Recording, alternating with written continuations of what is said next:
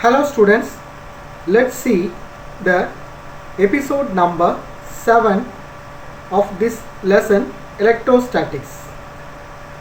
And today we are going to see two new topics. One is an expression for electrostatic potential due to a point charge. Second one, torque experienced by an electric dipole in the uniform electric field. I hope both these two topics will support you more in the future studies. Now let's see an expression for electrostatic potential due to a point charge. Look at the picture. You can see a charge Q which is in the position origin. Then we find a point charge which is at P. The distance between the point charge and the charge at the origin is R. The equation for bringing this positive test charge Q, that is Q dash, from the point R, that is from this unknown distance infinity, against the repulsive force. We are doing a work to take the charge from the point R, which is unknown, to this position P, and the work must be done to overcome this repulsion, because this Q and this Q dash will have some repulsive force. It is not easy to bring the point charge from the infinity position to this point, so it will have a repulsive position. So we do the work against this repulsive force. The work done is stored as a potential energy here. This work done to bring this charge from here to this point is stored as a potential energy. So we see the potential energy, that means the energy velocity V is equal to integral infinity to R. That means this from infinity to R, which is minus E into dr vector. There R represents the distance between Q and P. So while integrating this, we can take the minus symbol out, because we put this minus symbol because it's from the unknown distance. Okay. So we put minus here and integral infinity to R E dot dr. Then the electric field, that means this electric field due to a positive point charge Q. Here we also have a positive point charge Q as from the Coulomb's law. E is equal to 1 by 4 epsilon 0 Q by R square into R cap. While we substituting this E value in this equation, we will get V is equal to minus 1 by 4 pi epsilon 0 integral from infinity to R Q by R square into R cap into this dr. We have to put this dr here. Then the infinitesimal displacement vector, that means this infinitesimal displacement vector dr vector is equal to dr into r vector, and while using this r into r we get 1, so we can neglect this infinity value. So we substitute this value as 1 by V is equal to minus 1 by 4 pi epsilon 0 integral infinity to R Q by R square into R cap into drr. So we substitute this R into R cap as only dr.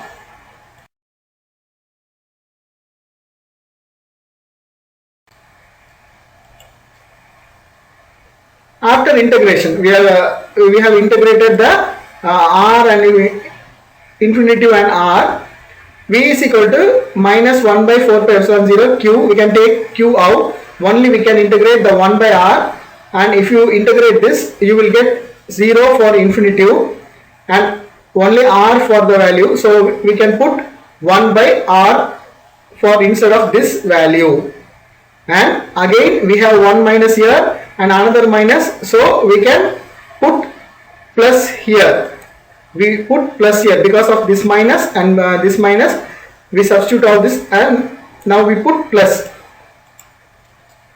Then hence the electric potential due to a point charge q at a distance r, which is equal to V is equal to 1 by 4 pi epsilon 0 q by r. Hence, if a source charge q is positive, then V is equal to 0. If a q is negative, then V is negative, and which is equal to V is equal to 1 by 4 pi epsilon 0 q by r. Now the electric potential at a point due to collection of charges, that means the charges are not only one, that means the q1 or q2, it are collection of charges, that means from q1 to qn, which is equal to the sum of electric potential due to the individual charges. So we get V total is equal to, this is collection of all individual charges. K is a value, we substitute for this 1 by 4 pi epsilon 0. Then K into Q1 by K into Q1 by R1 plus K into Q2 by R2 plus K into Q3 by R2 till KQN divided by Rn. If we use all this, it's a tedious equation, so we use the summation. That means 1 by 4 pi epsilon 0. That instead of K, we put 1 by 4 pi epsilon 0, and if sigma n is equal to I to 1 is equal to 1. Therefore, Qi by Ri, where here R1, R2 and R3 till Rn are the distances, and Q1, Q2, Q3 till Qn respectively from the point P.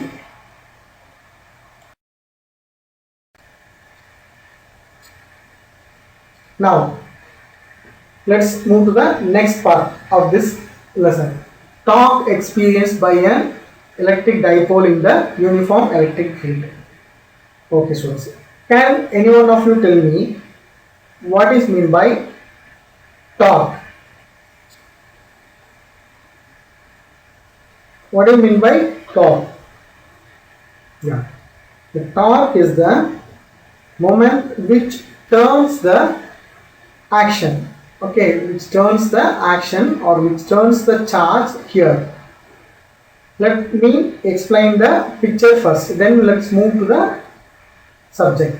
Here it's minus q and here it's plus q. The charge is moving from A to B, as we know in the axial line also, and in the equator line also the charge is moving from A to B. If it moves from A to B, then we will have another charge from B to A. If both of them coincide with each other, then the total charge will be 0. So we have a torque moment here. That's why we use another path to move to the required or targeted place. Okay, let's move to the subject. Consider an electric dipole of a dipole moment P placed in a uniform electric field E, whose field lines are equally spaced and point in the same direction. This electric field line, in the electric field lines, the dipole is placed and the electric field lines are moving in a spaced in the same direction. The charge plus q will experience a force plus qe vector in the direction of the field, and the charge minus q will experience a force minus qv in the opposite direction. That's why I told here it's minus q and here it's plus q. Since the external field E is uniform, the total force acting on the dipole will become 0. So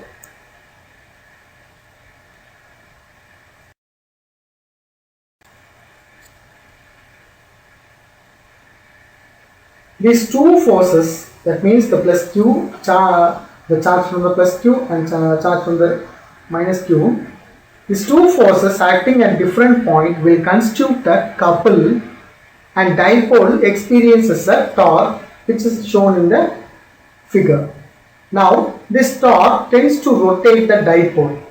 Okay, the total torque on the dipole at the point q is the main point, but note, electric field lines of a uniform field are equally spaced in the point in the same direction.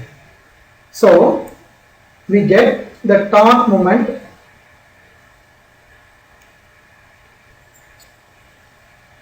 tau is equal to OA into minus QE plus OB into QE. That means from O to A we get minus QE into minus QE, and from O to B into plus QE. It is found that the torque is perpendicular to the plane of the paper. Okay, it means plane of the paper, or from here plane of the paper, and it is directed into it.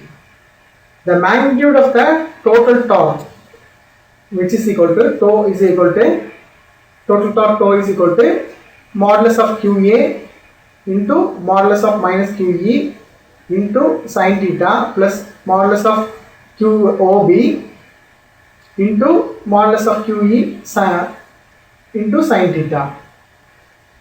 While using this modulus, we can neglect this minus symbol, so we get tau is equal to QE into 2A sin theta. We have 2A sin theta. We put Q instead of this and E instead of this, and one for A and another for this QE, we put 2A. Here theta is the angle made by P vector with E vector. Since P is equal to AQ, we know we can substitute here P instead of 2QA. The torque is written in terms of vector product as tau is equal to P vector into E vector.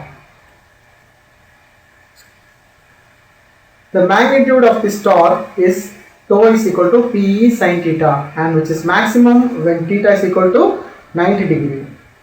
Students, this torque tends to rotate the dipole and it aligns with the electric field E. Once P vector aligned with E vector, that means it aligns with the electric field, then the total torque on the dipole also becomes 0.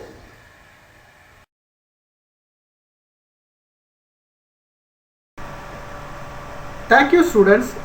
Thank you for your cooperation. See you in the next class.